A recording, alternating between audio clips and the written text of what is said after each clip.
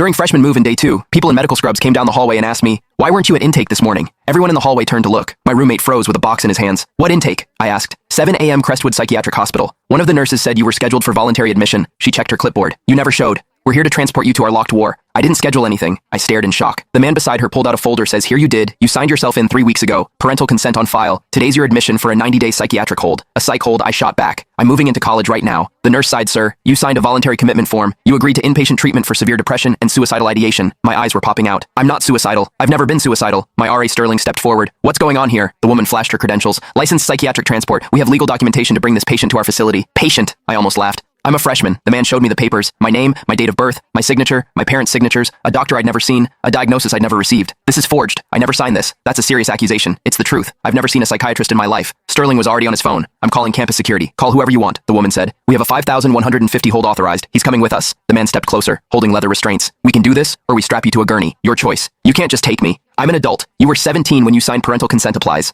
Other students were gathering doors, opening phones, recording "Call my parents." I said to Sterling, "They'll tell you this is a mistake." He dialed speaker on Mrs. Ashford. "This is Sterling the R. There are people here from a psycharm hospital saying your son signed himself into their facility." My mom's voice calm, cold. "Yes, that's correct. Please cooperate with them." My blood went cold, Mom. "What are you talking about? I'm at college. You were going to cut us off," she said calmly. "Change your number. Disappear." Dr. Jones said this was the only option. Dr. Jones, I've never met a doctor. "Jones, we consulted him on your behalf." He agreed. "You needed intervention. You can't commit me to a psych ward because I wanted space from you." I said 90 days in the locked unit medication therapy. Then we will discuss your future as a family. She hung up. I called my dad, hands shaking. "Dad, there are people trying to take me to a psych ward." "Good. Maybe 90 days in a padded room will fix your attitude." I was shaking. "You signed me up for this. You are going to abandon us after everything we sacrificed to tuition, the car, everything. So your solution is locking me up. We're saving your life. This is false imprisonment. It's mental health care." He hung up. The man pulled out the restraints. "Last chance walk or we strap you down." 40 students were watching now, recording. "Someone help me." I said, "Please." That's when a girl stepped forward. Dark hair, sharp eyes. She didn't look like any regular student. "Can I see the form?" The woman hesitated. "This is confidential. My dad's a lawyer. I know the law. If you're forcibly taking him to a locked ward, he has a right to review the paperwork." The nurse handed over the folder. The girl studied it, then looked at me. "Sign your name right now on your phone." I did, showed her. She held it up next to the form. "This signature is cursive. Yours is printed. You don't write in cursive." She was right. My signature was blocky print. The one on the form was cursive. "That's not his signature," the girl said. "Someone forged this." The woman's face tightened. "We'll need to verify." Verify what? The girl cut in. "Someone forged his signature to have him locked in your ward. That's fraud. That's kidnapping." My phone rang. "Mom, are you going with them?" "No, you forged my signature.